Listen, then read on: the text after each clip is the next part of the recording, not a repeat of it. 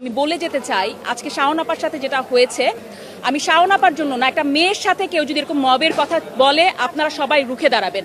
সেটা সে যেই পার্টিই করুক না কেন, একটা মেয়ের সাথে যদি এইভাবে কথা বলে এটা কোনোভাবেই মেয়ে না, অ্যাকচুয়ালি ছেলে মেয়ে মবের শিকার হবে, এটা একটা সভ্য সমাজ, একটা সভ্য দেশে কোনোভাবে গ্রহণযোগ্য না। একটা কথা আমি আপনাদের, যেহেতু এখানে অনেক ক্যামেরা আছে সে কারণে আমি বলতে চাই, দেখেন একটা আর্টিস্ট, সেও একজন মানুষ, সেও পলিটিক্স করতে পারে।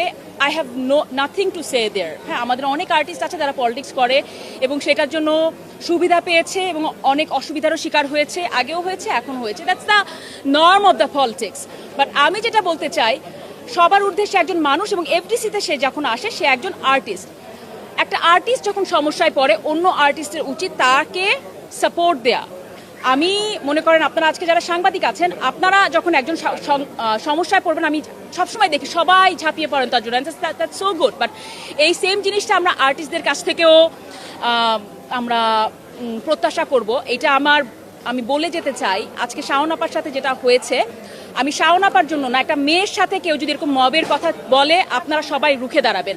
সেটা সে যেই পার্টিই করুক না কেন, একটা মেয়ের সাথে যদি এইভাবে কথা বলে এটা কোনোভাবেই মেয়ে না, অ্যাকচুয়ালি ছেলে মেয়ে মবের শিকার হবে, এটা একটা সভ্য সমাজ, একটা সভ্য দেশে কোনোভাবেই গ্রহণযোগ্য না।